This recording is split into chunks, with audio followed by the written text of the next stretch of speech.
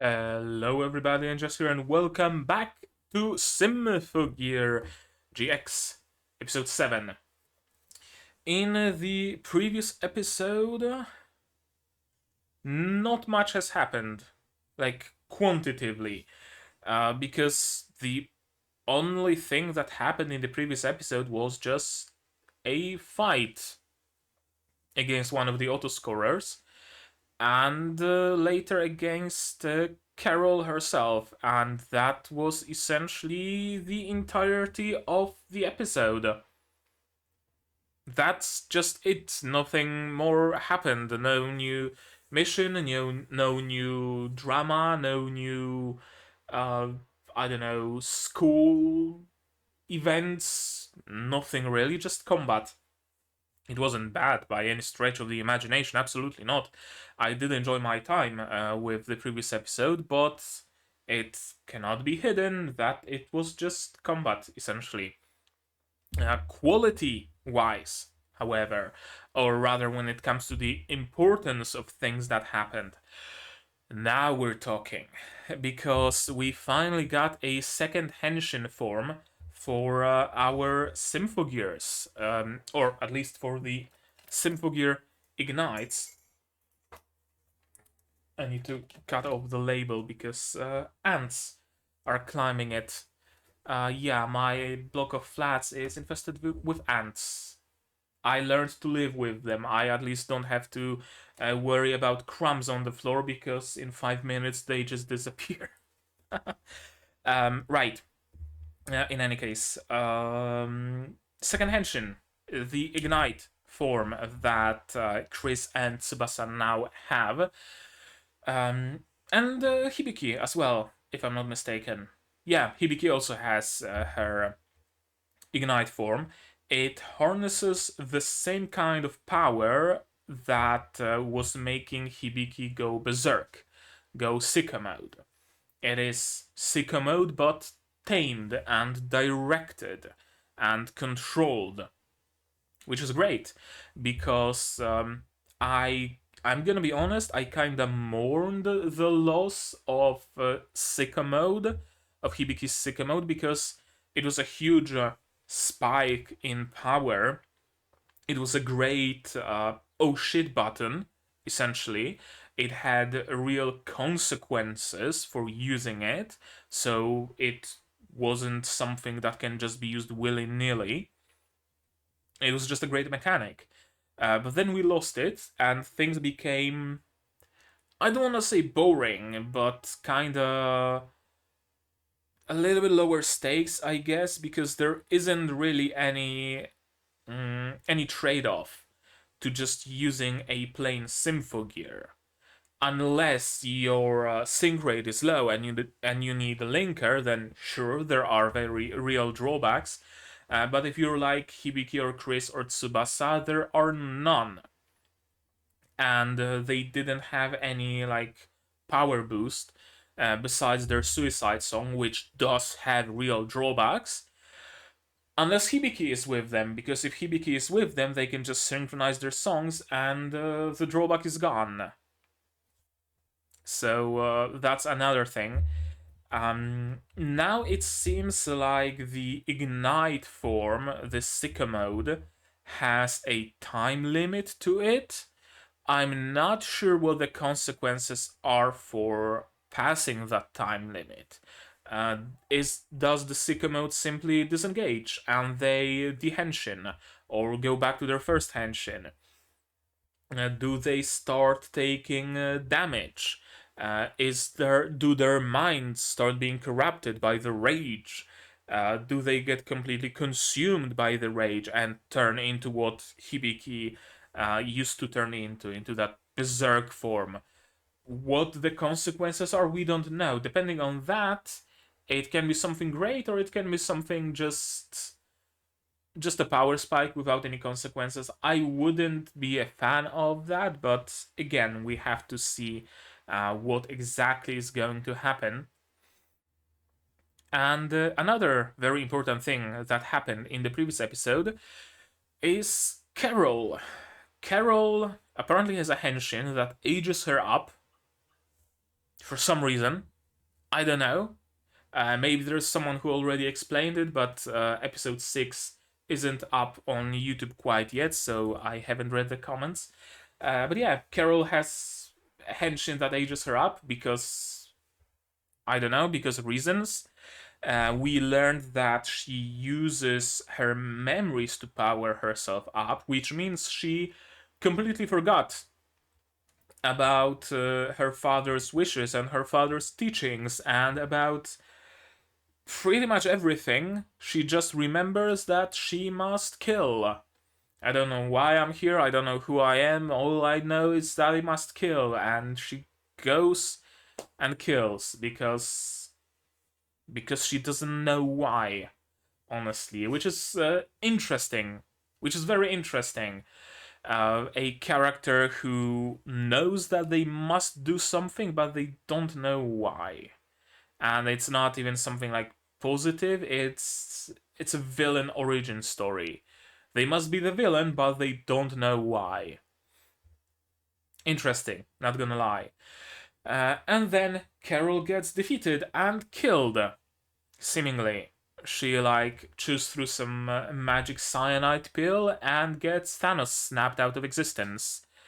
I'm glad that it didn't have a negative impact on Hibiki, how she didn't revert to, oh no, my powers were meant to save people, made someone die and disappear, ah ha ha, I'm not gonna use Gungnir anymore. She is stronger now. She went through that song and dance already and got out of it, got out of that mindset. She can now be she's now strong enough to actually defend humanity, even if defending means punching someone. I'm glad. I really am glad. What about Carol, though? I don't think it's that easy to kill her, quite frankly. I don't think she would just break that cyanide pill if she didn't have any contingency plan. She wouldn't just give up. She's absolutely not the kind of a character. She would rather let herself be captured and then plan her escape and probably succeed at that. Probably one of her fingernails is a laser cutter that she can use to cut her way out of a jail cell or whatever, rather than just offing herself. Which means that she has some plan to resurrect, to revive herself, to use a different body, perhaps. We know that some ribbons fell from the roof at her secret base, and the Autoscorers reacted to that. So, can all of the Autoscorers be merged like Megazord style and create a new body for Carol? I don't know. I don't know what's gonna happen. All I know is that it's gonna be something interesting, and all I know is that we haven't seen the last of Carol. We certainly haven't. I predict this episode will be a little bit of a downtime from combat and fighting and whatnot. We might focus a little bit on characters, a little bit on technology. Maria in the previous episode started thinking of started thinking in general, right? Maybe she's gonna approach Elf9 and say, hey, yo, could you ignite my sister's relic so that I can use it? And maybe she will, and maybe Maria will have an ignite form. What of Kirika and Shirabe, right? Will their relics also get ignite form? If so, how does it gonna play with Linker? Are they gonna need Linker? Or are they gonna not need Linker anymore? Or what's gonna happen? Very interesting. Very interesting stuff ahead. That much I can tell for sure. And so how about I just stop talking, because I've already been talking for 9.5 minutes, and instead we just start watching. Here is your subs, my sound, as always, and support third S at the beginning of every episode. You can support the channel on Patreon, thrown in the description, or by sharing my content. Word of mouth really matters a lot. And with all that out of the way, we can start watching Symphogear GX, episode 7. In 3, 2, 1, go.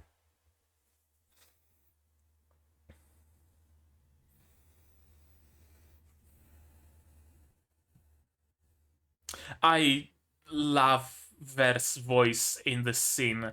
I love his line. His I can't even replicate it, but I love it.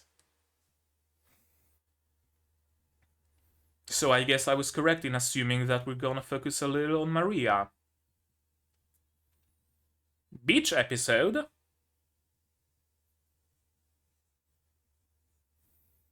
Begins on the beach. Of course. That's the first time in 3 seasons. Wait, 3 or is it season 4? Third. Yeah, that's the third season. Sorry, I lost count there for a moment. It's the first time we're getting some beach episode. Not the first time we're getting fan service, mind you. Symphogear is absolutely chock full of fan service, not in a negative way, mind you. But the ass shots are common, you have to admit. But it's the first time we're getting a beach episode.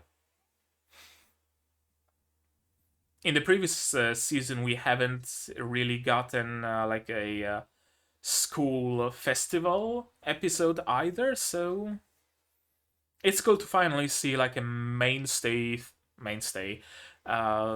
thing that's so common and so popular and so prevalent across all sorts of anime. A beach episode, a classic. Although knowing Symphogear, they will probably put their own spin on it, let's be honest here.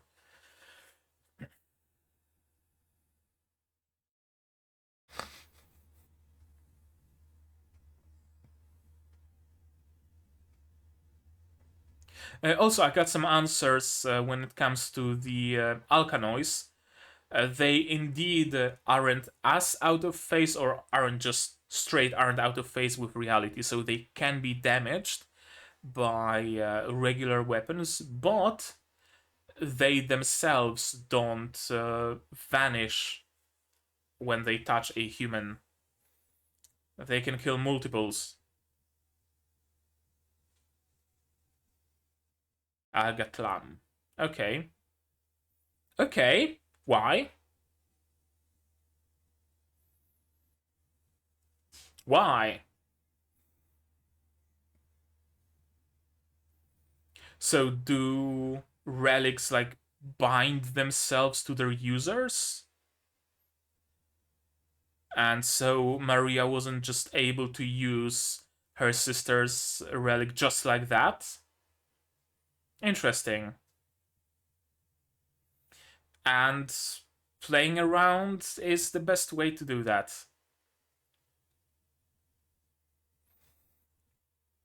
Yeah, they're absolutely stealing themselves. That's one hell of a training, isn't it?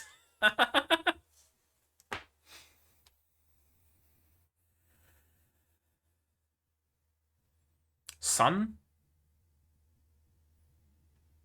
Photosphere, okay, so a ball of light, literally.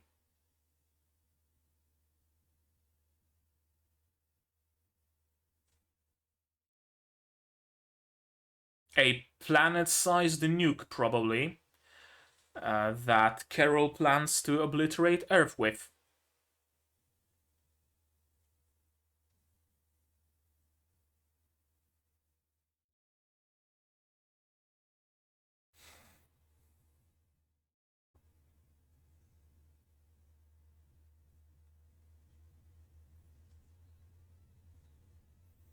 Beach volleyball? Beach volleyball.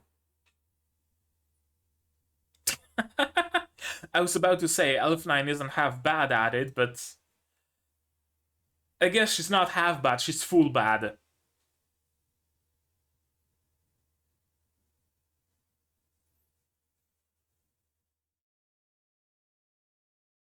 Yeah. The boob jiggle, though. No ants? No ants.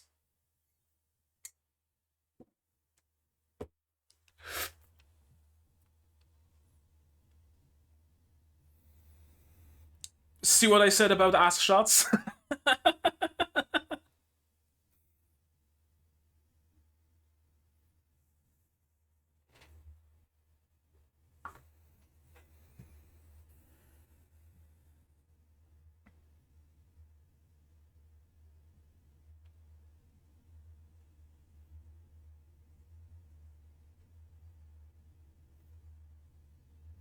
Okay, food run. I thought they're gonna use their Symphogear to, like, fish.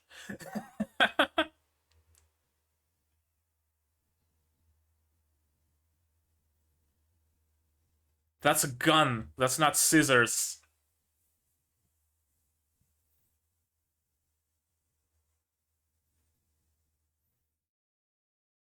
Okay, junk food and electrolytes it is then. I think people would still be able to recognize her by her hairdo.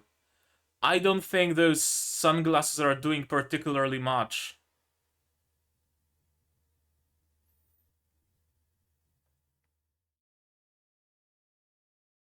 Okay, what's gonna go wrong? No, it was probably something else. It was probably not a typhoon. It was probably Carol or one of the Autoscorers.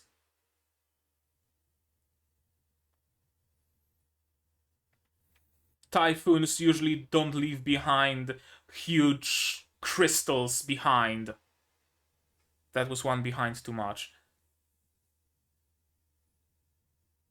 Yeah. No time for training. Here come the Autoscorers.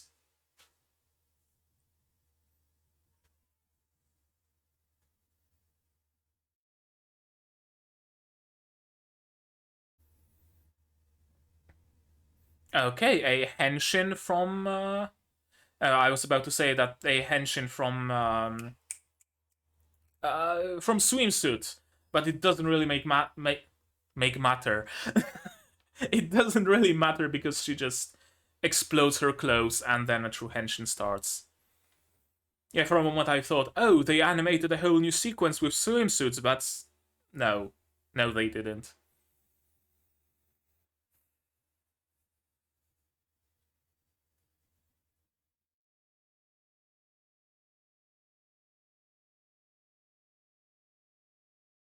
Yeah, it's just a mirage.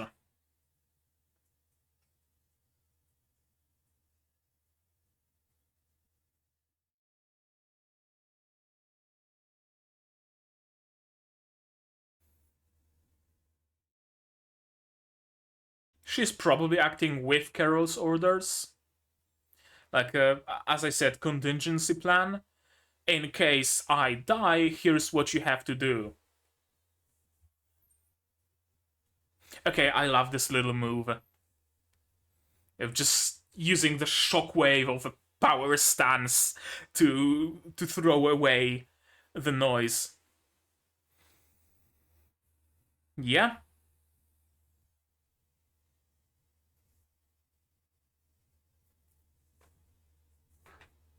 Well, tough shit.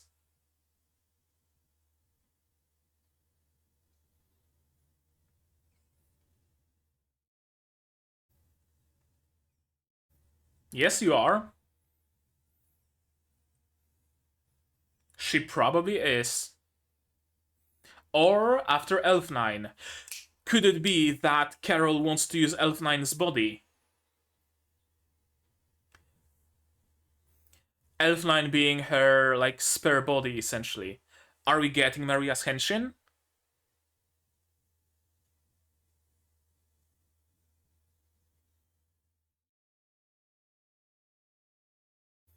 Okay, that's a very interesting henshin.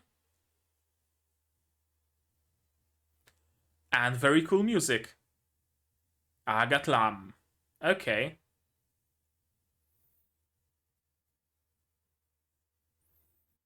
Just one arm has armor on it. That's interesting.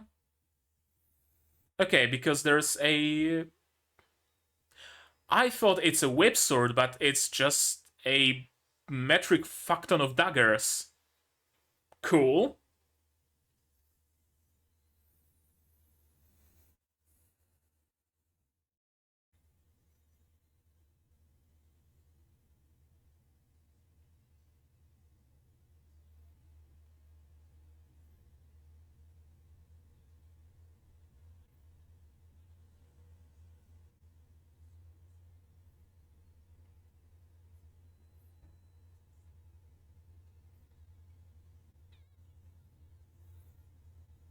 I guess she has both daggers and a whip sword.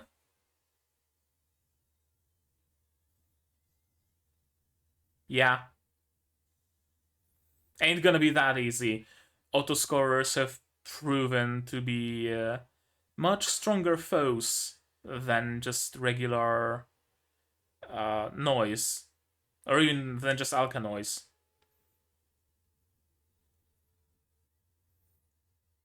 Watch it backfire. Dine's life. Stabby stabby time.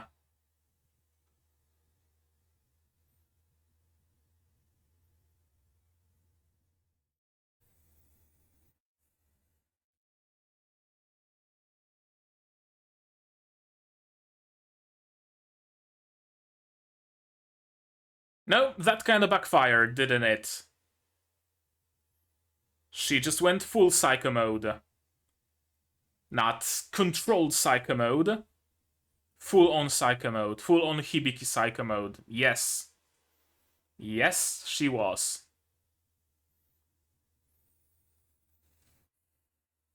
Big hand.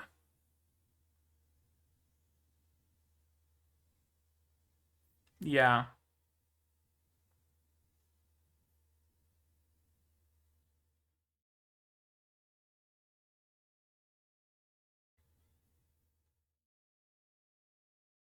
Oh, what's that? Oh, the henshin. I was about to ask what's that bright light? Did she get over psycho mode and took control of it? But no, she just dehenshined. Oh, peace out, I guess.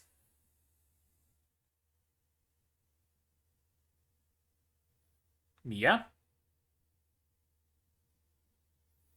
to yourself. That's the problem, you lost to yourself.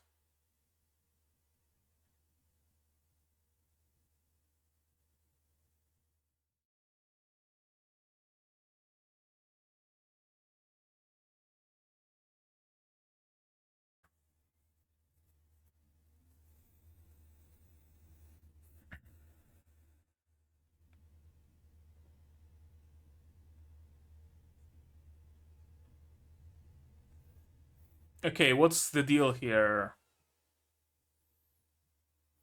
Are they like collecting memories to be able to resurrect Carol?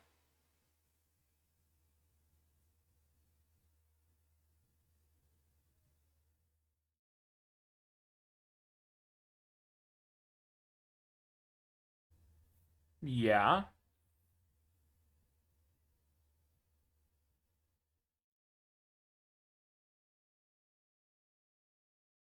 That bandage is doing nothing.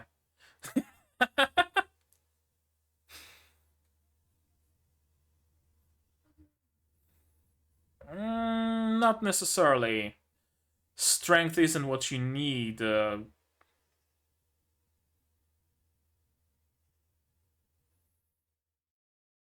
Like learning to live with yourself and strong resolve is what Maria needs, not strength itself.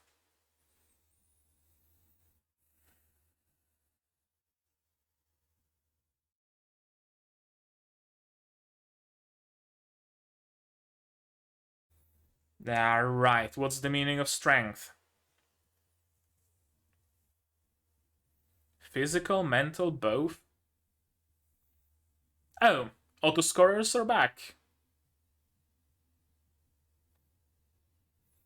So she is after Elf 9.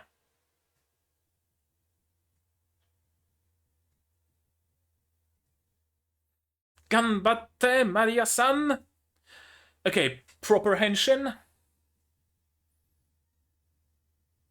Yeah, she's naked. Proper henshin. She's the only one who has enough modesty to cover herself. Hexagons.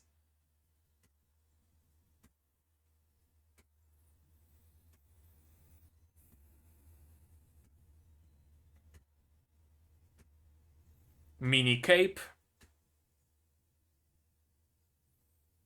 And a dagger.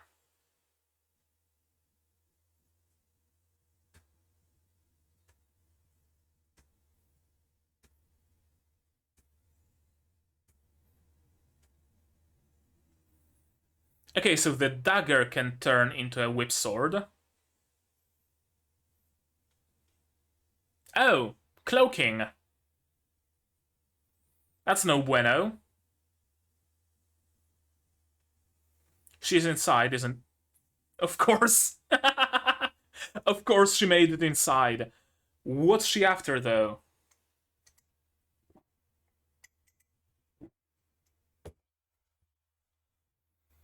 Yeah, well, don't hope, check.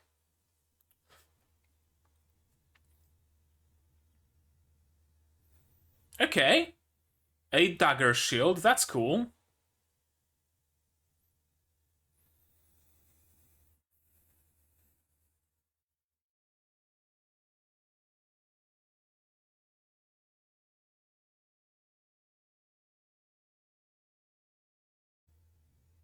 Yeah, kinda. Yeah.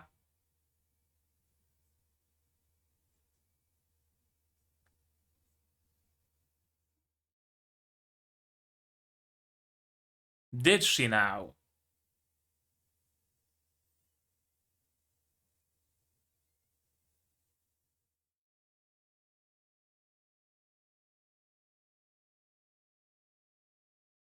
I guess. Embrace the weakness.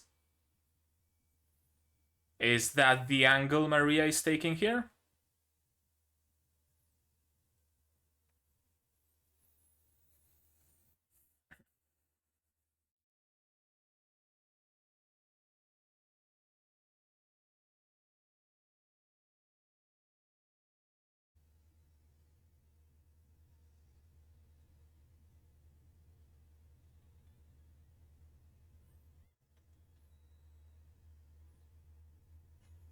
That would be interesting if it didn't work this time either.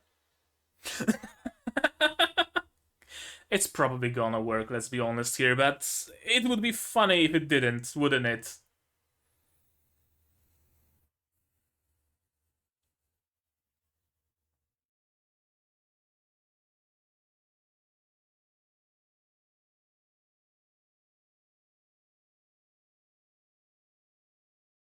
Okay, it worked. Here comes second henshin.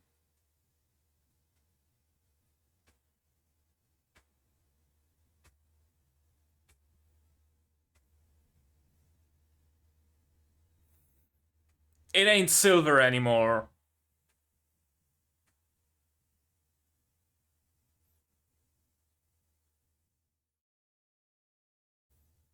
Oh. Oh, okay, that's cool. Arm-mounted machine gun.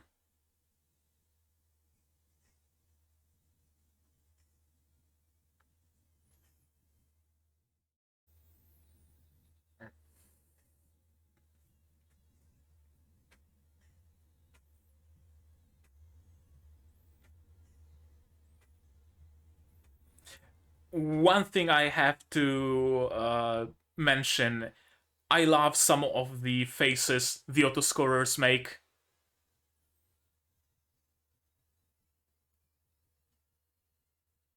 Yeah, probably not, though. Serenade.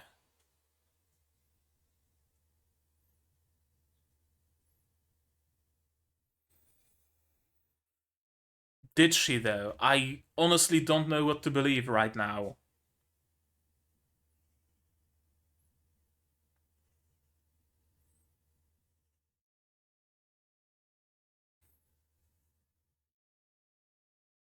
Yeah, problem is, there was another. And what might that have been?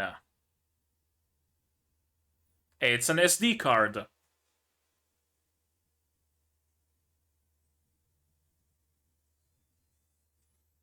And Gary is still alive.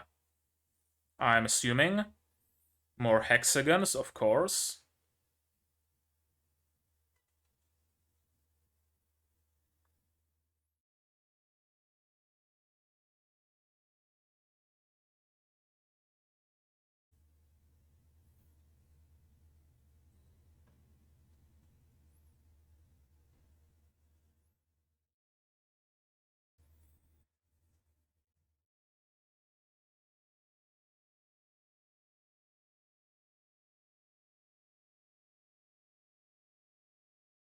Yeah, probably don't split up.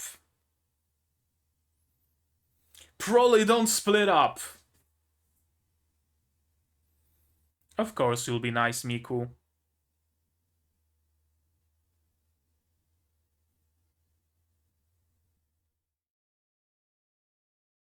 Level apple.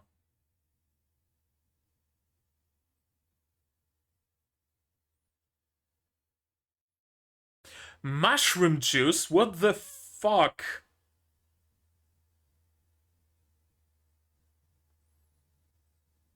Whomst? How do you know her?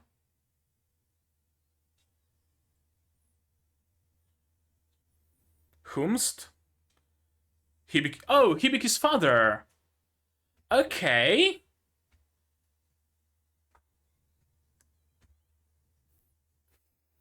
I guess we're gonna go for some interpersonal drama next episode. Right. I got an explanation for it when it comes to like Hibiki feeling like she ruined lives and whatnot. That one of the people who died during the concert, where Hibiki was the sole survivor, was like a daughter of some important client of Hibiki's father, and he lost a job because of that, or something along those lines. Interesting.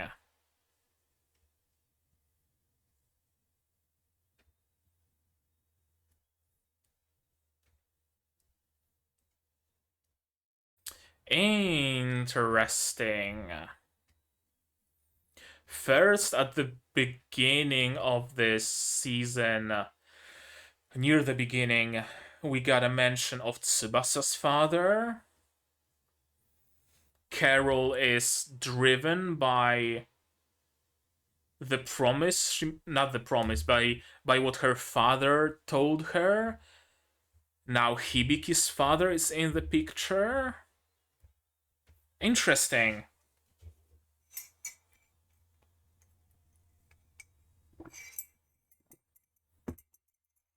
I didn't pay it any mind before, but it seems like familial bonds are kind of sort of a theme this season.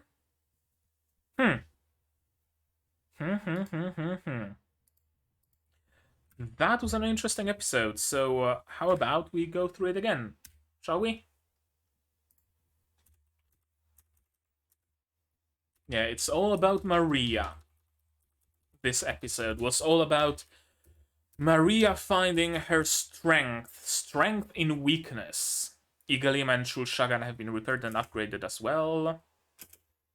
Improve their capabilities and install the Ignite module, so the usual changes. What of the linker, though? From what Maria said, they still do have to use linker, but is the efficiency higher or something?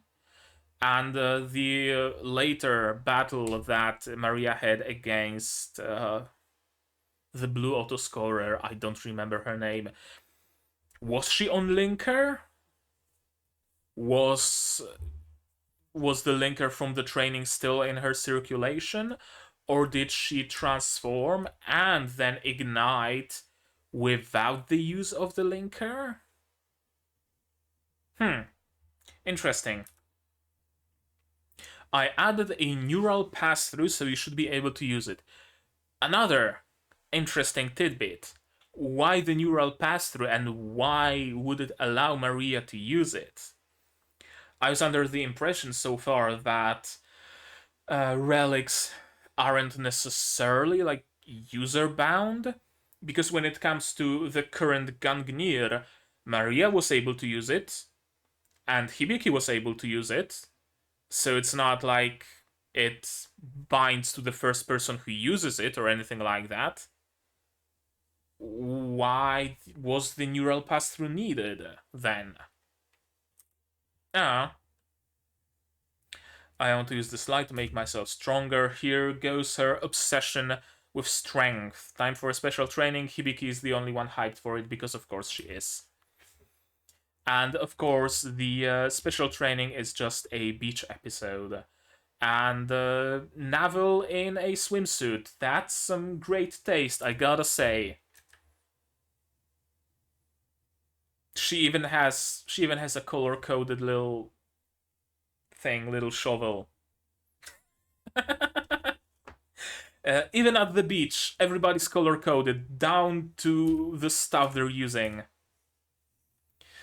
We were able to reconstruct the image from the data Professor Anastasia left behind at the frontier. Photosphere. 40 million times the size of this model. What is it? One thing I gotta mention, I like the callback to the previous season. How it's not just that Nastasia was researching the frontier. Those plans were thwarted. Nastasia just disappears because she only researched the frontier. Frontier is no longer a threat. That's it.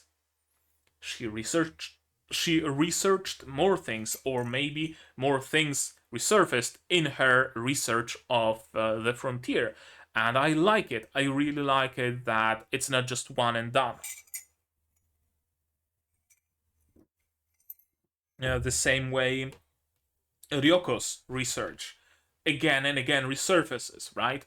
Oh, Ryoko was researching that. Maybe we could use it. Oh, Ryoko made this batch of linker. Maybe we could use it, right? That kind of stuff. And it's the same with Nastasia. I really like the links to previous seasons. What could that photosphere be? Probably an artificial sun of some sort, and huge ball of fire and light that will obliterate all life on Earth. Or at least that's Carol's plans, I'm assuming.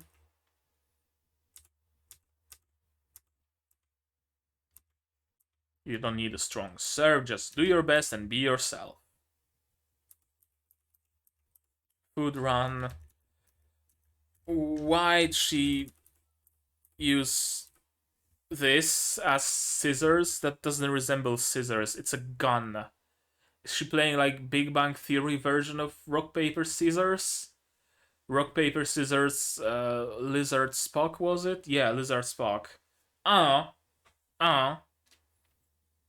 Tsubasa lost with the weirdest scissors I've ever seen. Those are the weirdest scissors. Absolutely. You're a celebrity, so wear those out there. They sure help conceal her identity, don't they? Right, why was this shrine destroyed? I have no clue. I have no idea. Like, it's...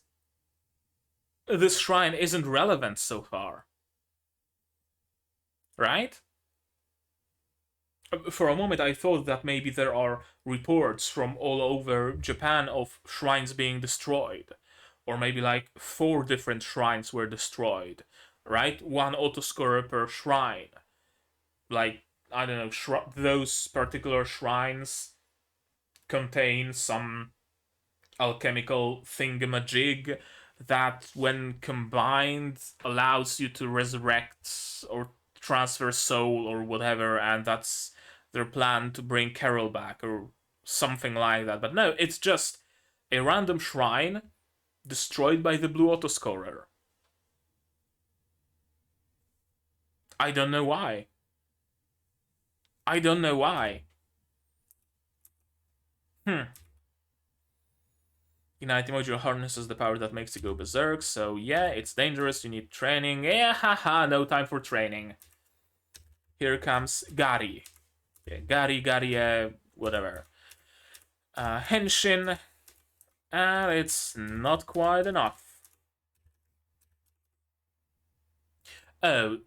Oh, so we've seen Hibiki's father even way back when. I thought it's just a random dude that's taking care of the kids.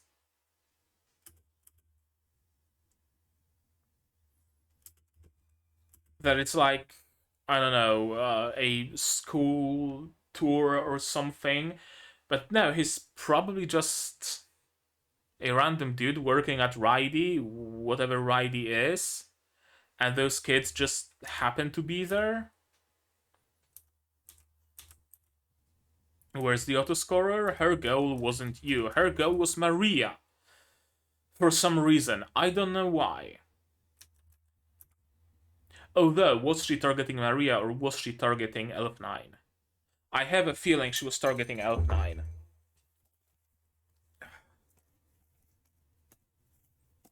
And I'm actually gonna note it down. That Elf9's body is important for Carol's resurrection. Elf9's body is needed as a new vessel for Carol. Anna? Fuck. I shouldn't be throwing it around. Or swinging it around, I guess. Another interesting point could perhaps, if Carol succeeds in kidnapping Elf9 and transferring her soul, or rather, if Autoscorers succeed in kidnapping Elf9 and transferring Carol's soul into her body, could it be that Carol suddenly remembers what was her father's last words and his wishes? Because Elf9 does. Elf9 knows, Elf9 remembers, Carol doesn't. Huh. I'm gonna note it down just in case. Carol merges with Elf9. Carol merges with Elf9. What's the result of that merge? Hard to say. It could go either way. It could make this newly created entity, let's just call it, turn towards the good side because Elf9's memories made Carol see the error of her ways or whatever.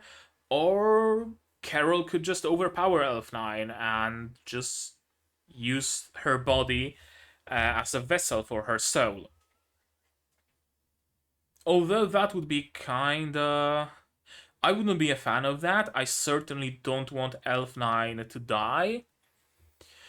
Because that would leave us, again, without any, brains on the team, without any research power. We lost Ryoko. In Season 2 we had no one but Nastasia and Ver on the side of the villains, kinda served as that, as an exposition, as a means of world building and explaining all the technology and whatnot. This season it seems to be Elf9. If Elf9 is lost, what's gonna happen in the next season? Right? Are we gonna introduce yet another character? Are we gonna free Ver? I don't know, I've no clue. So I'd rather Elf9 becomes a mainstay. The Holy Ergetlam. I'm gonna Google that real quick. Ergetlam. Ergetlam. Okay. Nuada Ergetlam in Irish mythology, known by the epithet Ergetlam, Silver Hand, first king of the Tuatha De Danann, also called Nektan, Nuadu Nekt, and Elkemar, husband to Boan. He's the most known from the tale in which he loses his arm or hand in battle and thus his kingship, but regains it after being magically healed by Dian Ket, or however you pronounce it. Dian Chet, I don't know. who is the god of healing and the healer of the Tuatha De Danann, son of Dagda. Nuada is thought to have been a god and is related to the British and Gaulish god Nodens, who is associated with hunting and fishing. His Welsh equivalent is Nud or Ludelav Eraint.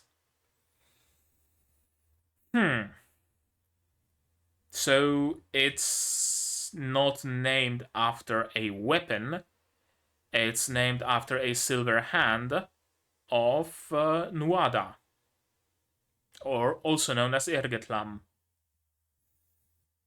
Anything more about it?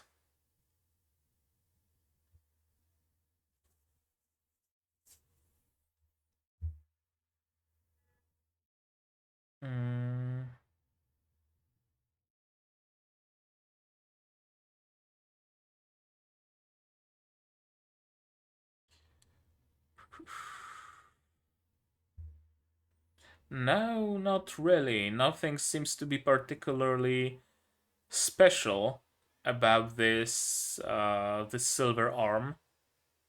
Certainly no references to any whip swords or even daggers. It's just it's just an Irish deity. Just another member of Tuatha De Danann, the tribe of the goddess Danu. The Holy Argetlam. Okay. To stand proud, the solemn vow, I still don't know. I kept asking, that smile that fills me with memories, and the warmth my hands can't forget. Lost, confused, and in pain, my true voice without pretense. This is my holy sword I raise high. The song within my heart will never be defeated. I found my true self. Did you, though? Did you, though? That's a cool song, but not necessarily true to how Maria is right now. Dine's life. I'll kill the weakness in my heart. That's not the way. That's the problem. You shouldn't kill the weakness. You should embrace it, and you should work around it, and you should work against it if need be, but not kill it. Weakness is a part of what makes us human. Everybody is weak to something or for some reason. Don't get rid of it. Don't get rid of your humanity. Don't strive to become perfect, because nobody is perfect. Strive to become perfect just destroys people. So probably don't do that.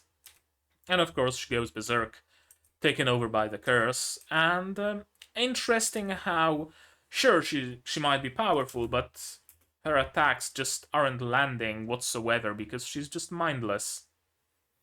Yeah, did you really think you could become strong through desperation alone? I love how nonchalant Garm is, just wiping her hand.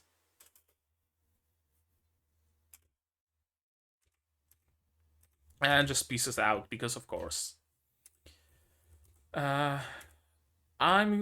She mentioned something about like being the first one.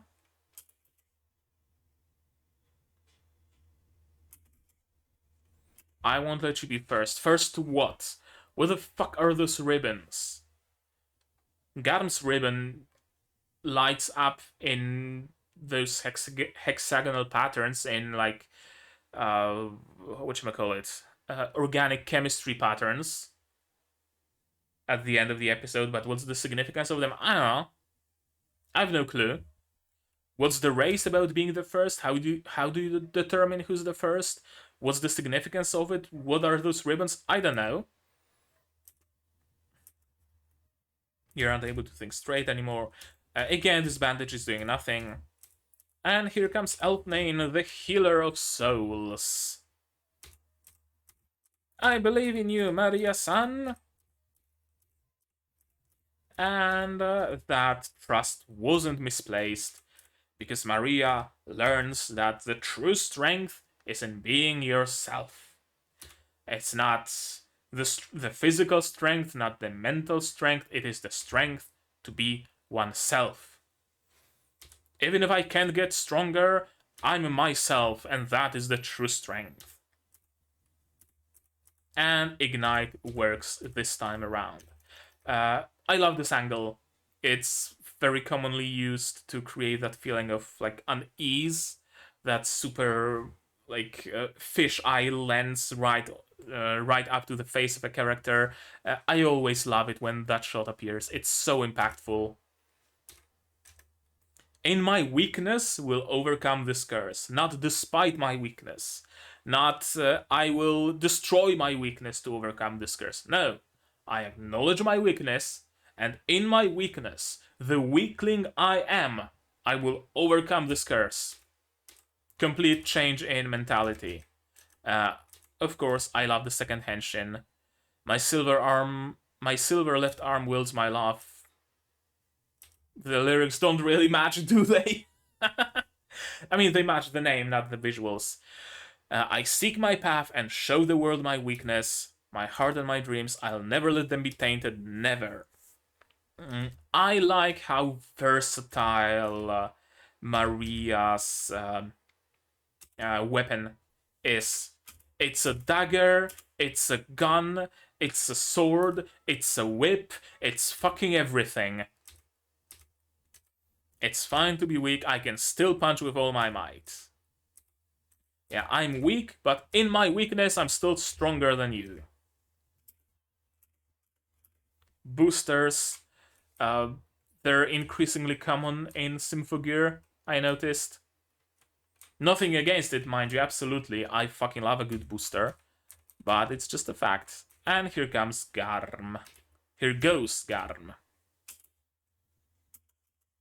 Yeah, I really love some of the faces they make. Very, very Kill la Kill-ish. I think I mentioned it during like the first episode. Those autoscorers really remind me of Kill la Kill for some reason. The dagger turns into like a gladius, turns into a bigger sword, slice and dice. And apparently it went all according to Gam's plans, because it seems like she was indeed the first. But what was the plan exactly? I don't know.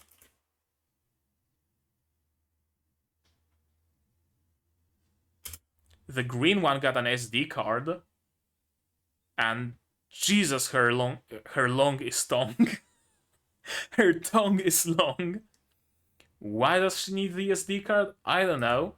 Do they even have alchemical means to read data from it? Do they have a laptop in their base? I don't know. Garam's little base is lighting up. Beam of light. For a moment I thought that Garam might appear here.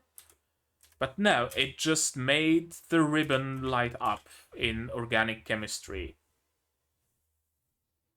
Beats me. We can return to Tokyo. Food run. Ain't gonna be that easy.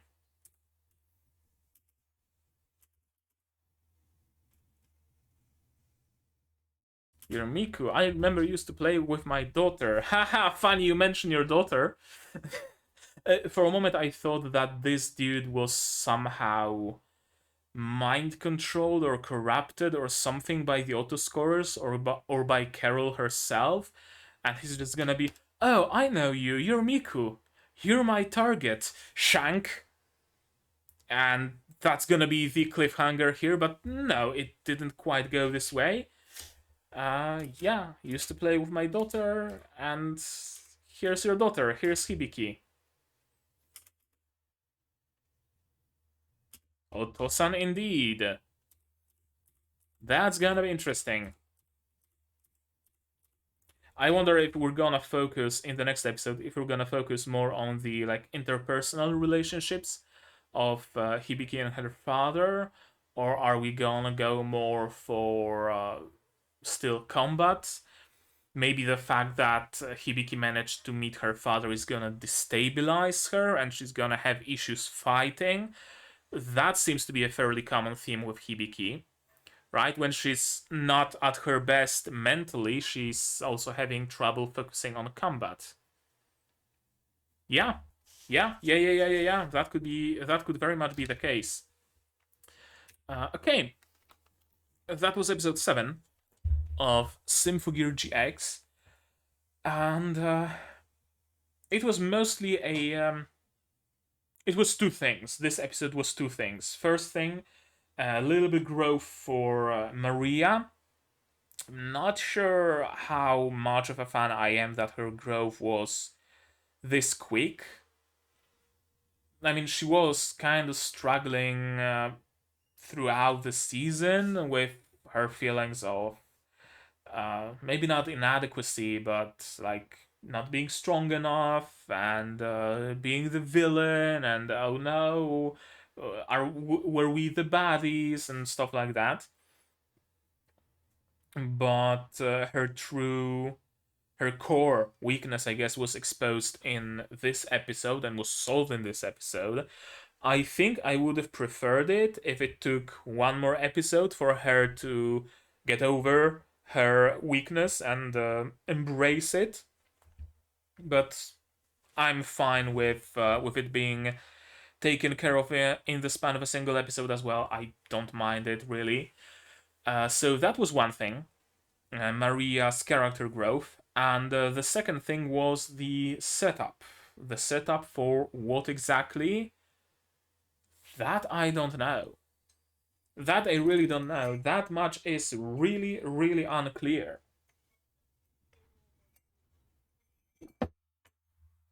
But let's sum it up. There's the photosphere. That's Chekhov's gun if I've ever seen one. The autoscorers are racing against each other as to who's gonna be the first. To what? I don't know. Garm was defeated, and yet she was the first, thanks to that or despite that? That's the question. The ribbon lit up. I don't know why. The shrine was destroyed. It's probably not insignificant either, but what the significance is, we have no clue. Garm was chasing after Maria, and I'm not sure what exactly is the significance of that. Is she actually chasing around after Maria because reasons unknown, or is she actually after Elf9 and Elf9's body because maybe Elf9 was made as a contingency plan for Carol? Yeah, it's very often the case of a red herring where the audience thinks that the evil dudes are after someone, but it just so happens that that someone is always seen with someone else, and the villains are really after that someone else, and oh no, misdirection. So I'm thinking that might be the case here, and she might genuinely be after Elf9, but if she was, she wouldn't have any issues taking Elf9. Like, she wouldn't even have to necessarily fight Maria, would she? Just throw some alkanoids at Maria to get her busy, grab Elf9, and peace out with her teleportation capsule. So she's probably not after Elf9. The fact that she was destroyed by Maria, and at that very moment she said she's the first.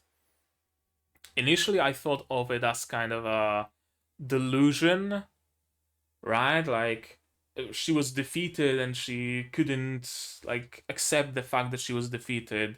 It's very often shown as, you know, some character gets stabbed in the gut, and as they're dying, their last words are like, "I win," and then they fall dead or something along those lines. I thought that might be it.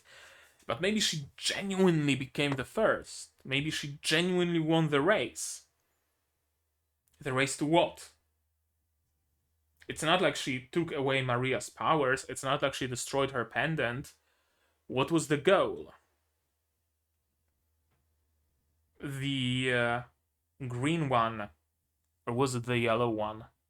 One of the other autoscorers stole that SD card, but what's the significance of that? That wasn't the main goal, because if it was, then that autoscorer would be the first. Garm was. Was she the first to die? Was it a race to who's gonna be the first one to be destroyed by a Symphogear user? But why? There's a lot of questions. Like, this season, this season is really, really, really full of questions, isn't it? Neither of the previous seasons was this mysterious.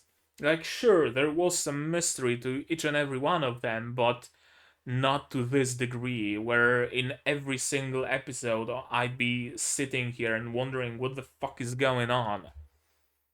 None of the previous seasons had it to this degree. Also, one thing that none of the previous seasons had is the constant tension. Right? Like, usually in the previous seasons, the first 8 episodes were mostly just a build up for the last 4 episodes of a big finale. Nothing like particularly big and important ever happened during those first 8 episodes. Like, sure, big important things did happen, but not to the degree that it is in case of this season. Like, there's been a good 2 moments already that wouldn't be out of place to be a season finale. The fight with Carol, that would be a season finale. Like, let's be honest here. That would make for a perfect season finale. Nobody would bat an eye if it was. And yet it happened in the middle of the series. Now the Autoscorers are having some plans, some mysterious shenanigans, and then we're gonna fight them maybe like 2 or 3 episodes in the future, and that's gonna feel like the season finale, and it's probably not gonna be. Because the season finale is gonna be episode 12. Or 13? How many episodes is this season? The last episode, in any case. There's tension all the time. Every time autoscorers appear, every time something happens, there's that feeling of, are they gonna stab Miku? Are they gonna kidnap Elf9? Are they gonna break the Ignite relic? Are they gonna steal Gangnir? Are they gonna break Tsubasa's mind, right? What's gonna happen? Because anything can happen. It's been proven that in this season, our main characters aren't untouchable the way they were to a degree in previous seasons, right? In previous seasons, sure, they had some strife, sure, they had some issues, but not to the degree where I'd be worried about them constantly and I'd be so on the edge. The fact that when Miku met Hibiki's father in that 7-Eleven, my first thought was, oh shit, Miku's gonna get stabbed. That alone tells a lot about just how much tension there is. All throughout, tension isn't left for just the finale. Tension is there throughout the entire season. Not gonna lie, on one hand, it's kinda tiring. It's not as light of a watch as previous seasons were, but on the other hand, it really gives that certain amount of, I guess, drive to watch it, because you need to know what's gonna happen next, because there's constantly tension in the air. I don't dislike it. I certainly do not dislike it. And now we also have the added motif of familial bonds and those sorts of issues. As I mentioned, we had the mention of Tsubasa's father and her issues with her father. We had not even a mention, the entirety of Carol's motivation is caused by her father's words, misunderstood and forgotten, but still. And now Hibiki's father is in the picture, and she doesn't take it well. And what's gonna happen? Is her father gonna learn about what his daughter is doing? Are they gonna reconnect? Is he gonna remain estranged? I don't know. Could go either way. What effect is it gonna have on Hibiki? Is she gonna have trouble fighting because of this chance meeting? Is she gonna revert to wallowing in self-pity? Is she gonna retain her strength? Or will she lose to one of the autoscorers? And one of the autoscorers is gonna say, again, something like, your song isn't strong enough for me to take it, or whatever. I still don't know what's the deal with that, necessarily. So, another question, another variable. This episode in particular really sets up a lot. And I can't wait to see where we're gonna go with that. Are we gonna focus on the fight and the combat and fighting Carol and the autoscorers? Or are we gonna focus on the interpersonal relationships for a while? Or both? Honestly, or both. I can fully see a situation where autoscorers attack and Hibiki's father is in danger and Hibiki comes to his rescue. Similarly to how it was with Miku. How's the father gonna act? Is he going to want to reconnect with his daughter? Or is he gonna be like, oh no, you're putting yourself in danger, you became something I no longer recognize, I no longer want to have anything to do with you, and he's gonna run away? Is he gonna be a complete shitbag, or is he gonna be a proper father? Was he taught a lesson? Although what would that lesson be? Right? Huh. In pretty much every single venue, this season could go any possible way. Honestly. Very hard to predict, and I like it. I enjoy it. Yeah, I think that's gonna be it. I don't think I have anything more to say, but maybe you do. And if so, do that in the comments down below. Don't spoil me anything, please, I beg of you. I'm enjoying myself, you're enjoying my content. Don't spoil me, because that's gonna lessen my enjoyment, and that's gonna lessen your enjoyment, and why hurt yourself? Stop punching yourself, please. If you do want to talk spoilers, Discord, here, link also in the description. Join it, there's a Symphogear channel, you can talk spoilers there using spoiler tags. There are no spoiler tags on YouTube, so you can talk spoilers here, but there are spoiler tags on Discord.